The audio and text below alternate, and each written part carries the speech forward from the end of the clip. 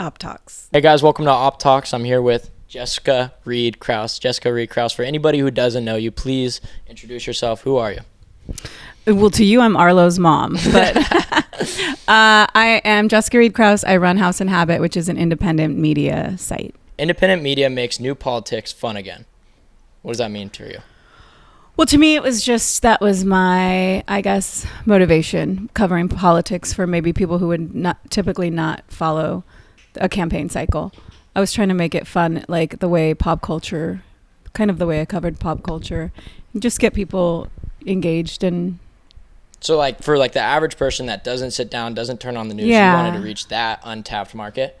yes, I feel like a lot of the political coverage is designed to really kind of turn people off or operates on conflict. And I kind of went in with a positive approach to a lot of the people involved, the candidates, the campaign staff, supporters, everyday Americans, the whole night. Yeah. And what's your goal with independent media?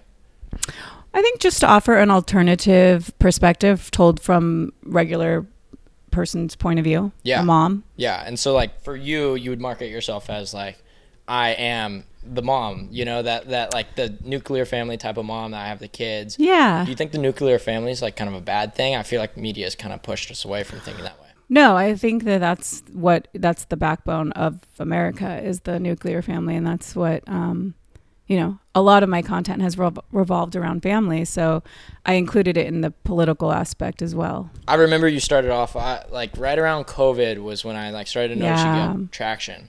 And I think COVID did such a terrific thing because it got rid of, like, when Donald Trump started saying, like, fake news, like, everybody was like, I need to go to somebody who's an actual real person. You know, you don't have, like, a team set up. You're here with your kid. He's playing Minecraft when I show up. You know, we got a lot of, like, tailored news that you kind of have to sift through. It's kind of all bullshit. But when you get to, like, meet somebody face-to-face and talk to them, that's kind of what I'm trying to do with this podcast. I'm trying to be able to talk to somebody like face on face, you know? I love that. Good job. Yeah. I got so tired of getting spoon fed like this tailored argument or like how I should think and stuff. I want to go out and, meet people personally. And also I have a question for you.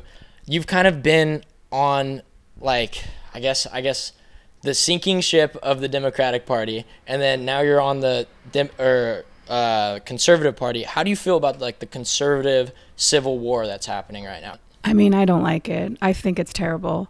And I'm also not, I don't find it interesting either. I just think it's a cycle of conflict and everybody's on there accusing everyone of being a paid or a fed or just ridiculous things. And so I don't think it's serving anyone other than the opponents. So I think the conservatives attacking or the fracturing internally is not helping anyone except the other side. And it's a dangerous game to play with the midterms on the horizon. Who do you think the opponent is? Well, I think I think if the conservatives are fighting each other, they're giving Democrats a big win. Yeah. It only serves the opposite party. Yeah. And so when you you used to be Democrat. I remember you were kind of hippie, bohemian type of mom. I still am. Still am. I definitely, but like you were definitely farther left than now. People would consider you being like far right. I think I get lumped in as right leaning, and that's fine because I probably identify more with conservative values, but still not fully, a textbook Republican. Yeah. But I don't know. I don't think most people are one or the other. I think there's a lot of moderates in the middle. I think that's the reason why I like Theo Von so much. I know you've met him, and when I saw that, I was like, bro, this is crazy. He's great. He's hilarious. Dude, I love him. I watched him. Like, he got me out of some dark spots because he told me that, like, it's okay to have your own opinions. Mm-hmm. It's okay to be yourself. And, like, he would never say that he's involved with one party or the other. Like, he's typically writing, like, the line of, like, oh, I make my own decisions for myself. I'm an adult. I feel like we go to this kindergarten boys versus girls kind of game with politics. And I feel like we're all adults here. It's boring, too. I don't like it. Yeah, it's super boring. Yeah, but he's good. He's making politics fun too. That's what I'm saying. So so independent media makes new politics fun again. I think that he's got some interesting takes, and just being able to like take people on. Who's the most interesting person you've talked to? Oh gosh, I talked to so many interesting people. I don't know if I have one answer. I find RFK really interesting. Obviously, Donald Trump is one of the most fascinating people on the planet. But I like, I like some of the secret sources, the anon sources, the society women who give me great gossip too. So would you say that like you're kind of, who would you say your media is for? I think everyday, suburban women, moms, and then even not moms, like young. I think obviously it's a lot of women. I have a heavy female audience, and so that's why we talk about gossip, fashion, kind of the details attached to the personal details. We love wardrobe stuff, humor. I would say that I'm trying to kind of tailor towards my niche, because that's kind of your niche, Yeah, it's good yourself. to find a niche, yeah.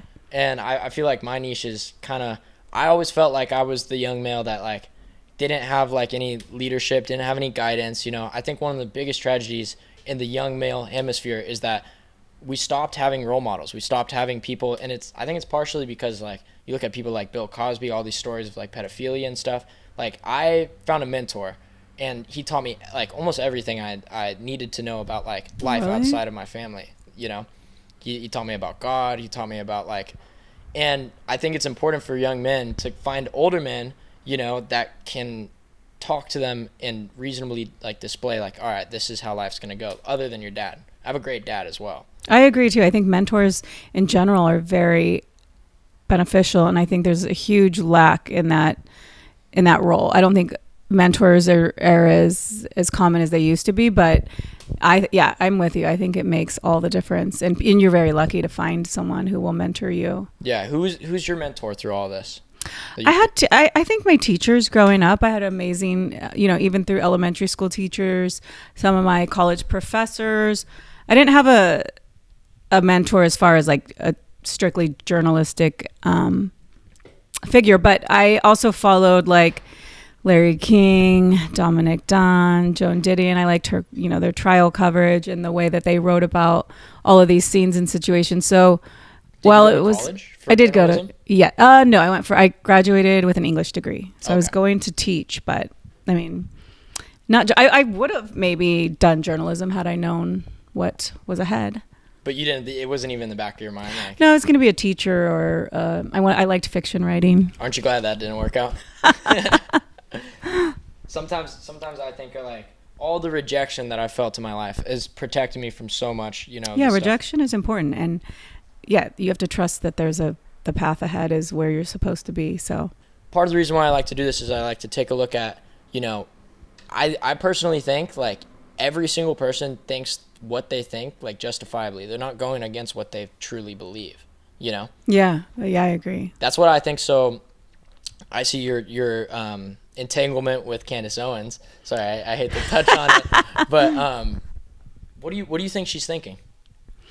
I don't know what she's thinking. I think I'm just trying to figure out what the impact of it is. I don't know her well enough to know what her motives are, but I don't think it's genuine, and I don't think it's good for the country. I think she's very hate-filled and negative, and it's not content I prefer, but it's obviously very popular with the population right now. I just think it's a shame to see her tearing everyone apart with such reckless approach. Do you think you could sit down and like have a cup of coffee with her though? No, I don't want to. You don't want to? I feel that. I think she's scary. Maybe no, not I don't ready want to. Yeah. She wouldn't be my top pick to have coffee or anything with, but I mean, yeah, she's not. I've dealt with her a little bit one-on-one, and it didn't go so well. So I think she's probably harder to relate to than I had hoped. I saw such a funny meme pop up on my Instagram. It was like Candace and Nick Fuentes getting together and get married, and I saw you liked it, and I was like, dude, that is hilarious. I think Nick Fuentes is hilarious. So I think he's funny. I think the captivating, polarizing thing about him is that he's able to put like an argument into such concise words, and he's a terrific debater in my opinion. Oh yeah, he's so sharp. And his humor helps. You know, he's so funny. He's so smart. Great at putting his thoughts together. Yeah. And saying what a lot of people are thinking. Of course, I don't agree with everything he says. I think he needs to tone it down a lot when it comes to his racist remarks. But when it comes to Candace Owens, I think he nails it, and I find it hilarious. Yeah, I think to myself, like, it would be cool though one day to see like less of a juxtaposition in sides, like less of a. Like more people like Candace Owens, more people like Nick Fuentes, where they're just kind of, I can respect them in the right that it's like they're an individual forming their own opinions. Yes. Yeah. And I think that like the people who just go with the flow are part of the problem why our government takes so long to change and that new ideas are few and far between, I think. Yeah, I agree. I think that one of the greatest things to happen was a president like Donald Trump who was able to be an individual, form a new idea. I think that's why you probably took such a liking to him. I remember seeing like a distinct switch during COVID.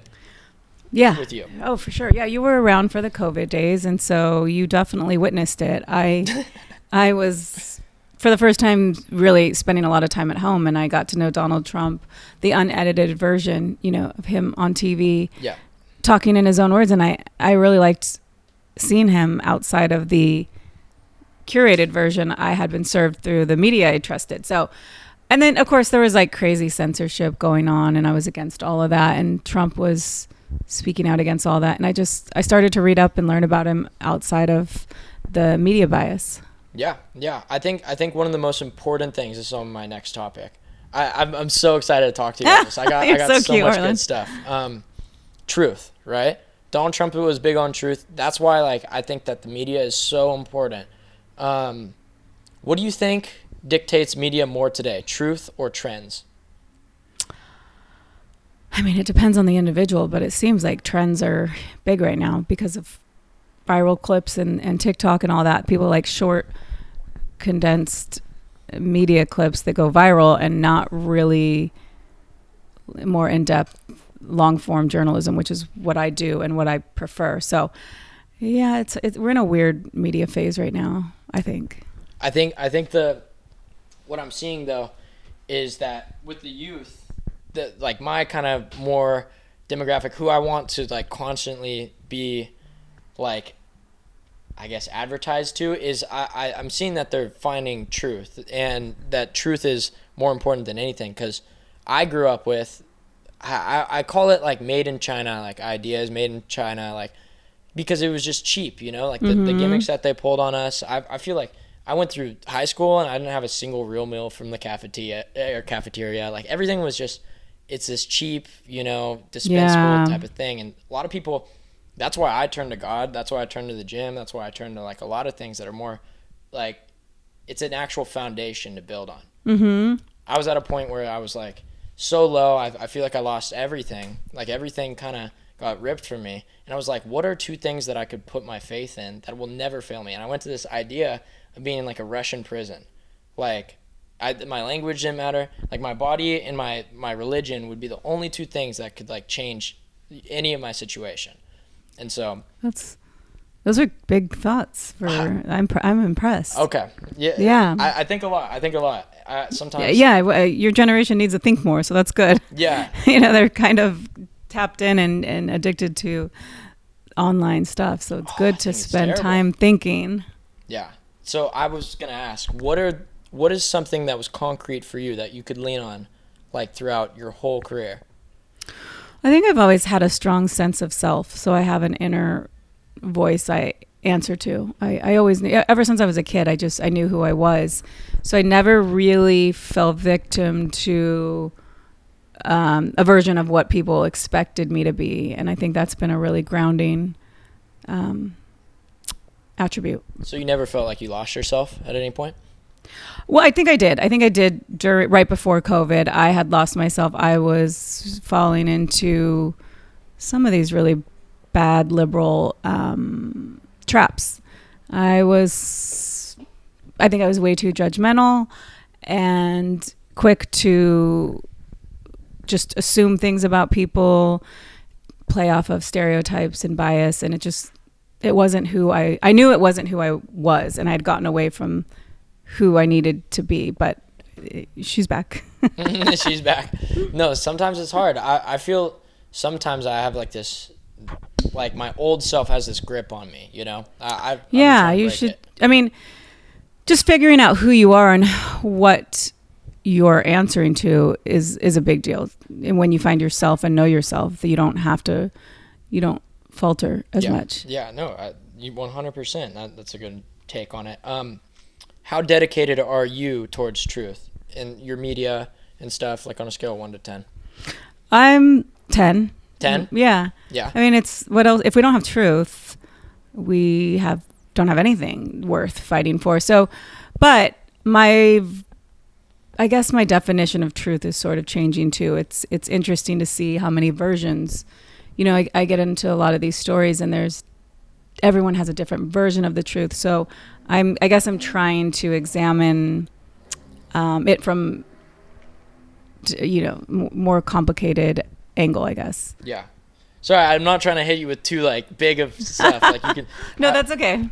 When it like in these groups of famous people, does it ever feel like ostracizing to be upholding truth? Because I feel like there could be like a emperor isn't wearing clothes situation. Yes, and I think that's part of it, because when some of these people end up being so almost like friends, right? Like when you spend a lot of time with these people, even though they're powerful politicians or whatever they have to do with certain branches of power, sometimes you end up liking them and caring about them as a friend. But my whole thing is I translate my point of view and what I experience in these scenes and situations, but then I also try to draw in what other people are saying. So like RFK, I'm obviously a huge supporter of Bobby Kennedy, and yet I will write about and cover other people's conflicting opinions of him. Like, Maha is having interesting pivot right now, where the regenerative farmers feel like they've been cut out of the conversation. So what is regenerative farmer? It's just clean farming that to grow organic food.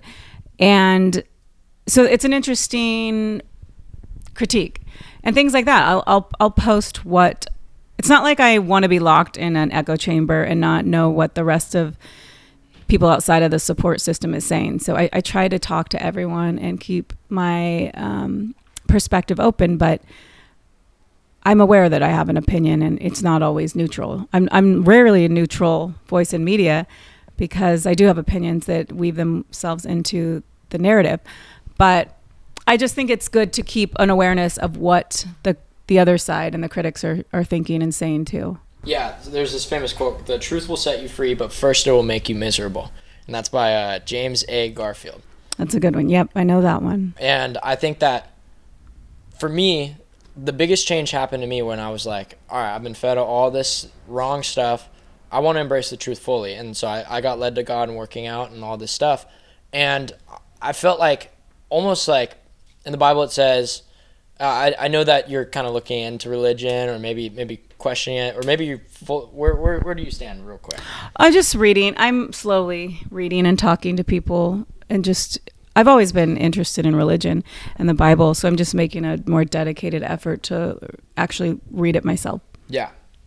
Me personally, I got into trying to disprove it. I have an older brother who's like very atheist, and he was going to school for becoming a philosopher major, and he had all these tailored arguments. And so I would go to church and I would be like trying to disprove Christianity, and I couldn't find anything like everything I would bring up, it just got shot down. I was so upset about it, but I hated Christians genuinely. I found myself hating like the dorky, weird Christians, and now it's so weird being like, but they're actually so cool.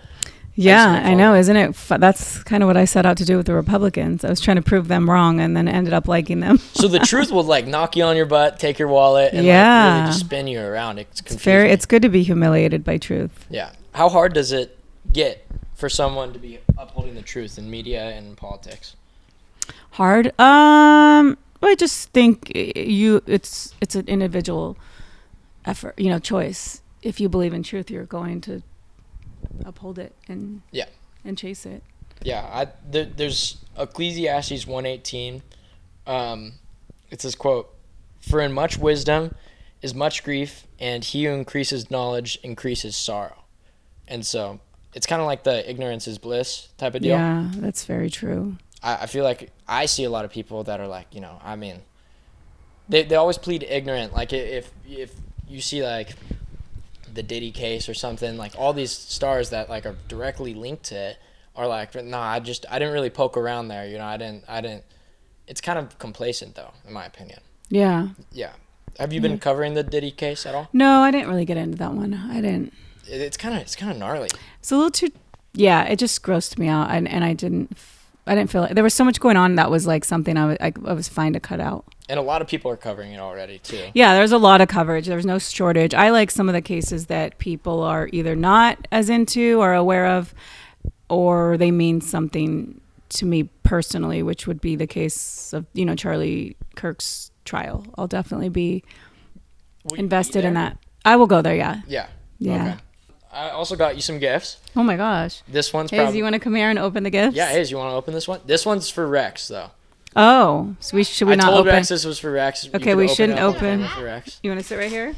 Could be a hat, and then I got this for you, Jessica. Oh wow! I've never really done a gifting thing.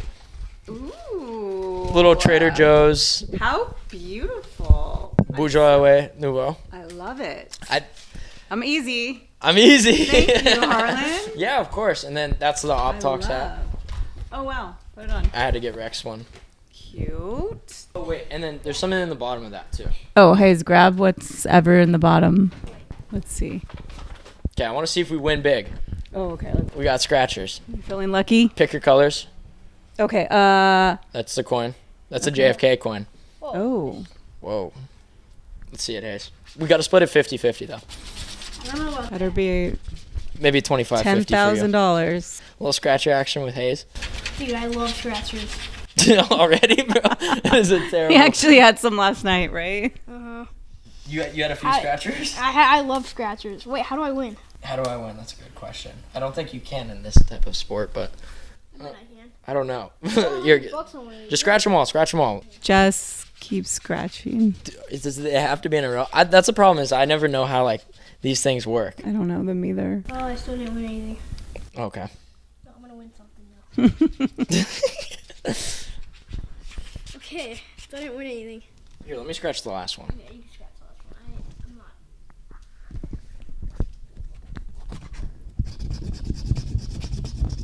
You get a present? Oh, I didn't win. Oh. All right. Part of the fun is scratching. We could go on. You guys are. I didn't win, Hayes. I didn't win anything. I'm gonna sue you, dude. I didn't win anything, bro. I didn't win anything. I don't trust you. Okay. You signed an NDA. Okay. So there's been a lot of stuff coming up with like JFK. There's been like the files got released recently. Have you looked into any of that at all? Yes, I follow a lot of the declassified hearings run by Anna Paulina Luna, who I love in Congress. Yeah, I've been following the UFO hearing, the JFK file hearing, and of course the Epstein files. Okay. I want to talk about the Epstein files, but first, my mom is convinced that there was 2 shooters in the JFK situation. I think the magic bullet, like all of the bullet theories, are interesting. I don't think anyone's convinced of the single shooter. Yeah. But I'd have to brush up my notes on that one because I've got distracted by all these other conspiracies happening. Yeah. What was so I don't know too much about JFK. To be honest, I wasn't alive during that time. I wasn't able to I guess like take a look at it as in depth. Like my mom was alive during it. What was like JFK doing? Like what was he think left he or right? he was left, but things were different back then. So like a lot of what a Kennedy Democrat would be completely different to what I define a Democrat now. He was, I think, a visionary in politics, and I mean, even just the way he speaks. We went to the JFK Museum, and they play his audio, and he's I mean, of all the politicians, I think he's the most powerful speaker. And of course, I love the aesthetic of the Kennedys. That's why I have all these magazines. They set the most beautiful stage for American politics that's never going to be repeated. So like, yeah, I grew up with the Kennedys and the Camelot fairy tale type stories. My mom loved the Kennedys. So I knew a lot about them even before I met RFK. I just love how, it's a big Catholic family. There's all these scandals and dramas and tragedy. It's like a whole Shakespearean, kind of script. But I think he was he intended to bring the country forward in a progressive sense as far as like civil rights and everything that really made a difference in culture back then. What would the country look like right now if he didn't get killed? Oh gosh, I've never even thought about that. I don't know. It's hard to say because it's the defining moment, obviously, in our history. And I don't know because then, his brother was killed shortly after him. So yeah, it was back-to-back assassinations. So they both get assassinated, right? I didn't even know his brother got it. What was his brother's name? That's RFK's dad? Yeah, that's that's him. Okay. Yeah. And so he gets killed too? He got killed too. He was running for president too. So what were they doing? Why would somebody want to kill two? I think that they were anti-war and they were anti a lot of things that different powers wanted to push forward. Is the war lobby threat that powerful that they're willing to do anything to keep a war going? I think so. Yeah, I think the war lobby is terrifying. Yeah, and very powerful. Yeah. So I feel like it's kind of almost like a little bit of a boogeyman, that like anybody who goes up against if one of the things to me, there's this great quote by Reagan. You said you liked Reagan. The 9 most terrifying words in the English language. I'm from the government and I'm here to help. I think that's something that my dad has always told me. I'm from Idaho. I was born in Idaho. I grew up. My dad's always been very conservative. I grew up hunting. I shot my first deer when I was 8.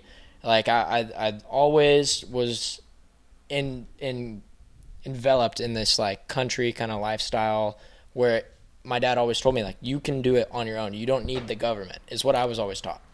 And when I moved down to California, it was a lot different. You see these people that live their whole lives, feeding off the government, living off the government. They create these elaborate lies to be able to get paid so that way they don't have to work and stuff. And I especially saw that in 2020, a lot of people faking being hurt, and they just feed off it. Yeah, we saw, yeah.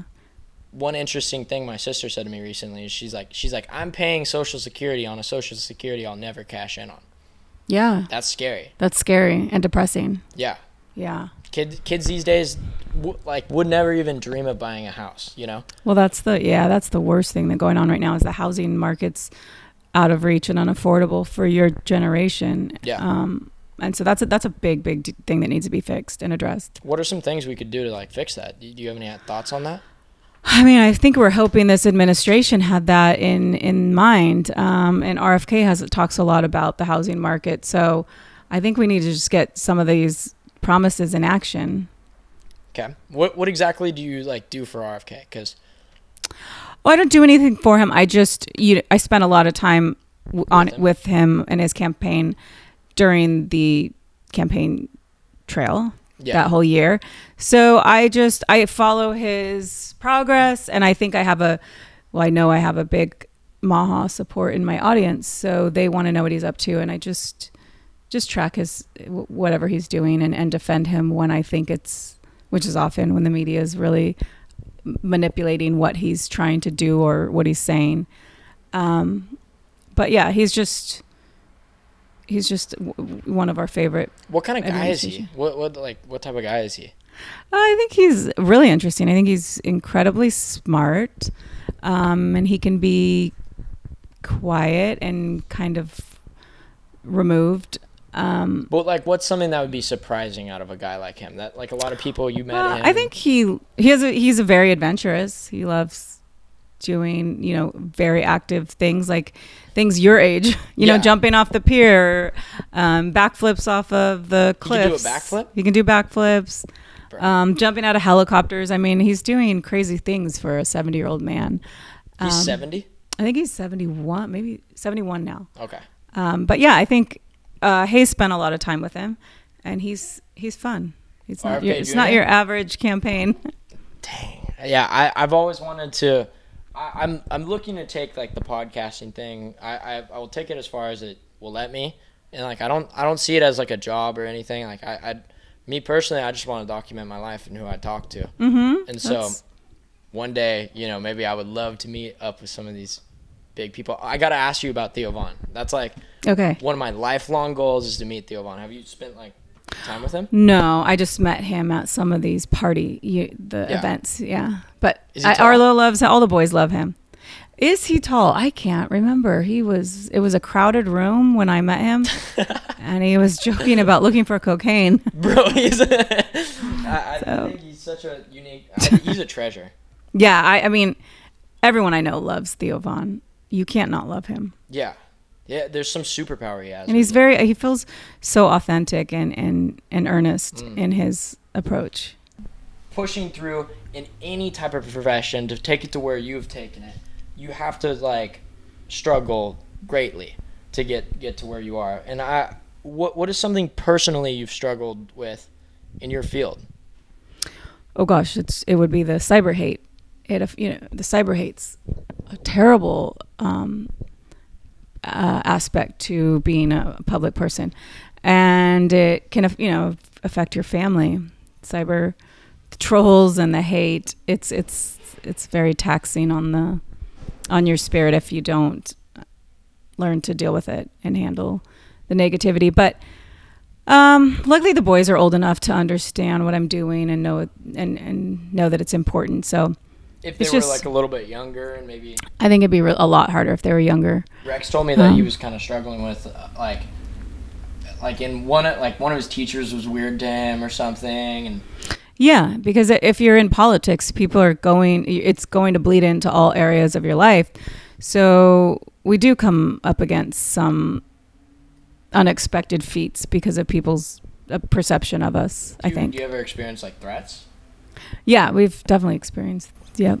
What is that like? Your first like threat? I don't. Well, it's hard to know when you're a normal person. I'm not a celebrity. I'm not famous. I didn't set out to be famous. So it's hard to know what to take seriously and what to just blow off. If you're a normal person, you don't know if the threats are. You don't know the level of severity. Yeah. But it's just. I mean, it's just stressful altogether. Okay. What is like one moment that, in starting out your career, or just even trying to accomplish any goal, that everything was going against you and you almost quit? That was probably this last year. Really? With the whole fight. Yes, I had. There was a lot going wrong. The fallout after I'd been on the road for a year on the campaign, so this next year I was working my way into coverage of the White House, figuring out what I wanted that to look like. And it was just a lot of turmoil on the outskirts, out on the other side of the screen. It was a lot going on that I had to get through. But I mean, we're here at the end of the year, and so far everything's worked out, and I'm in a much better place. Yeah, God bless. I hope that everything's good. I'm talking more like what was like a moment like in your youth where in my youth, very, very, I don't think I ever gave up in my youth. I was always optimistic. Or maybe where everything was against you, like things were stacked up against you. You were really struggling. I don't feel like that even happened during my. I was always so inspired by everything that I never let anything convince me that, I became a mother right after college, and so. I loved all of that, even though it was hard. I had them very close together, and it was definitely hard. But I can't think of a time where I felt like the world was against me. Most people, when like you ask them that question, like what was like a moment where you had stuff stacked up against you, they like love to go on and on really? About their sorrow. No, but I don't think, I honestly cannot think. I've been very lucky, but that's kind of maybe my outlook on life is like everything's an experience, and and all of your experiences should count as lessons.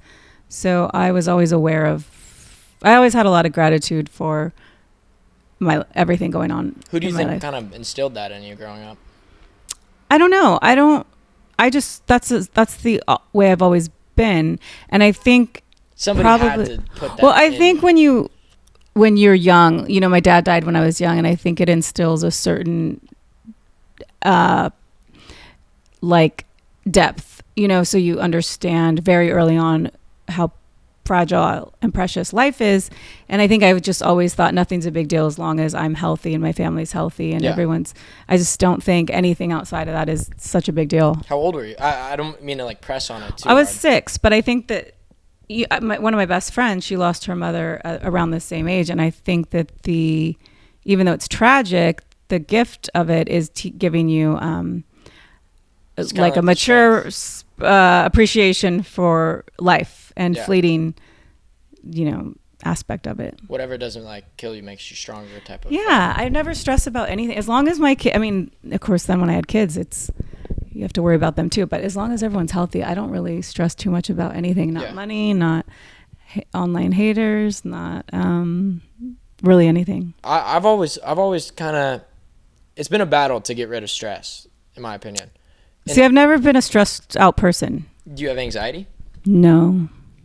Then so I've heard this great quote where it's like, the beginning of faith is the death of anxiety. And so you must have a lot of faith in something. I've never heard that, but I really like that. I think that's true. I do have faith. I have faith in every experience being a lesson. So I just trust that if I'm being true to myself and doing what I think matters and what I'm here to do, I don't really question or stress, or I don't have anxiety over anything really. That's super huge, because I feel like once you get all that stuff put aside, you can really start growing. Yes, and I think you're able to drown out all the noise and focus on what you really care about. What are you most proud of? My kids. Yeah? Yeah, I think that they are well-rounded. They're also different, and they're supportive of each other, and they're respectful and smart and funny, and they love people like I love people.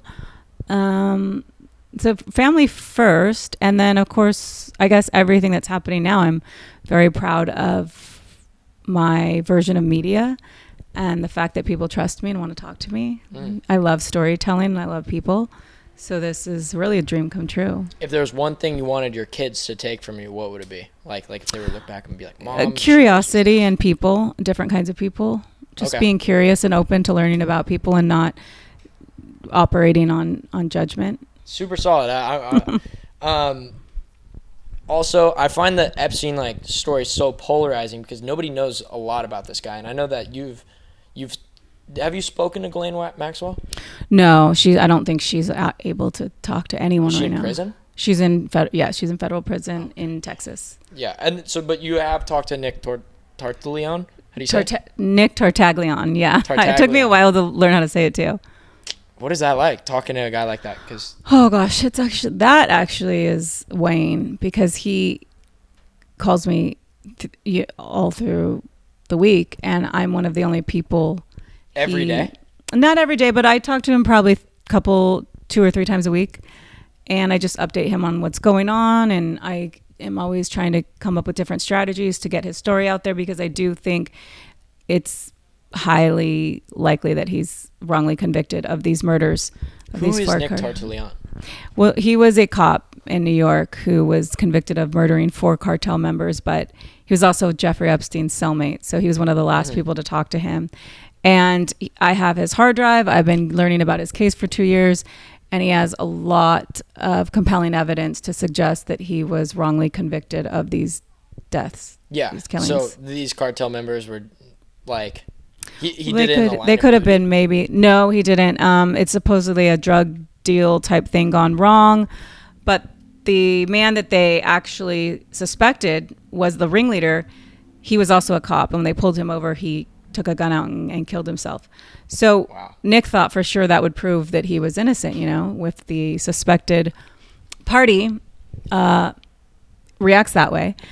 But his case is dense. It's a lot to get through, and then it involves Epstein, so it's a hot topic with that. And then I have to go through his whole hard drive, but media is not really picking it up like they should. So they put Nick Tartaglione. Nick Tartaglione. Tartaglione. It's such a hard name. I know, it's so hard. They put him with Jeffrey Epstein because they thought he wouldn't, like, they knew he wouldn't kill Jeffrey. Yeah, that's what he says. They knew he wasn't dangerous. Yeah. And yeah. And so he's in this prison, right? And all that I know is that there's a lot of things that don't add up with the cameras, with like how things worked out. There's certain people who came out and said, like, this is on my desk right now, and then didn't, that like later denied it completely. What was like what do you think, like, why was Jeffrey Epstein rich? That's what I want to ask too. I think we're still trying to figure out his financial situation, but his brother says that he was actually successful on his own. He said he was really good at he was a bounty hunter for people's money. So he'd go and find lost funds, people who had been ripped off big money. And his brother swears that he was actually successful on his own without all of these other theories about how he came into his money. But I don't think we fully know who he was as far as who he was working for and all of that. And it's his brother too. Like how can we trust him? Right. His brother's obviously on his side. Yeah. I think my brother would say hopefully some crazy the brother. Yeah. All right. So Epstein gets put in this prison. Was Nick in the cell when he killed? Why wasn't Nick in the cell when he killed himself? He was in a cell with him, and then Nick's story is that Epstein found out he had been denied bail, and he tried to kill himself in the middle of the night, and Nick woke up and resuscitated him.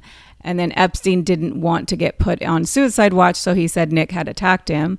But he said that's a lie, and that he has the proof. He has a suicide note that I guess his lawyer has a copy of it. But after that, Epstein was moved to a solo cell where he, a couple of weeks later, he did take his life, according to Nick. Now, his brother, Mark Epstein, believes that he was murdered. So by somebody. By somebody, yes. So I'm open to both theories, and I'm trying my best to figure out which makes the most sense. And so, do you think that Ghislaine Maxwell would be guilty of the charges that she's been?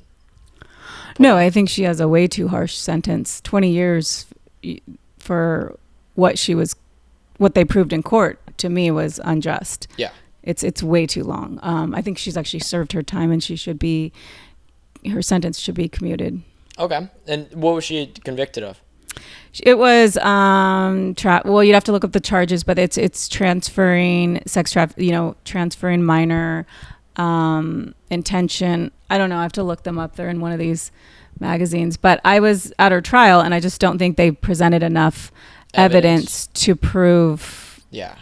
And also, the jury was conflicted. They were struggling with whether to convict her, and it was a biased juror that convinced them that she was guilty. So there's many problems with her whole case. It's riddled with tricky error. Mm-hmm. And so now we are at like present day where Epstein's files have been released, like kind of in small batches, is what I've heard.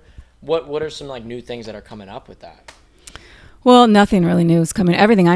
Almost everything I'm seeing, I've already seen before. It's just media manipulation, repackaging it and making it seem like it's new. And right now, it's just mostly an insight into Jeffrey Epstein's social life. It's his events. He was going to emails between all these wealthy parties, travel. We already knew who was on the flight log and all of that. So I haven't seen anything that is like bombshell as promised. Yeah. But I also think now that the Epstein files are maybe different than what we originally believed. So that's controversial. People get mad, but I think it's, again, it might be a conspiracy that was created under a lot of false accusations. And do you think that this will ever be resolved?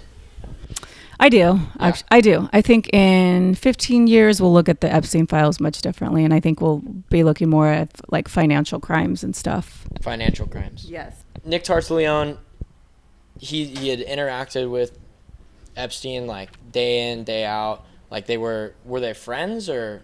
No, he was just sharing a cellmate or a cell with him for that like 2 weeks, I think. Has he said that like he was guilty of anything? Like, was there any like last minute thing that he told him? He said he had been with underage women. He did say that he had been with women.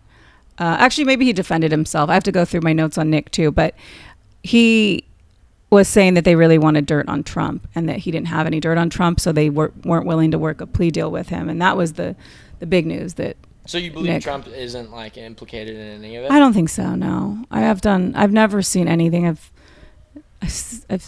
researched the case to exhaustive lengths, and I've never seen any proof of that. Yeah, and Trump's got like there's a unique story between it where like they were kind of enemies, is what I heard. Yeah, I think they were very competitive, and I think Epstein really wanted to take Trump down at a certain point over a series of fallouts.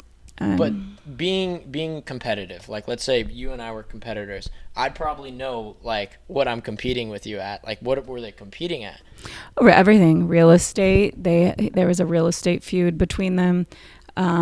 Trump had kicked Epstein out of Mar-a-Lago because of improper conduct with one of his girls on staff.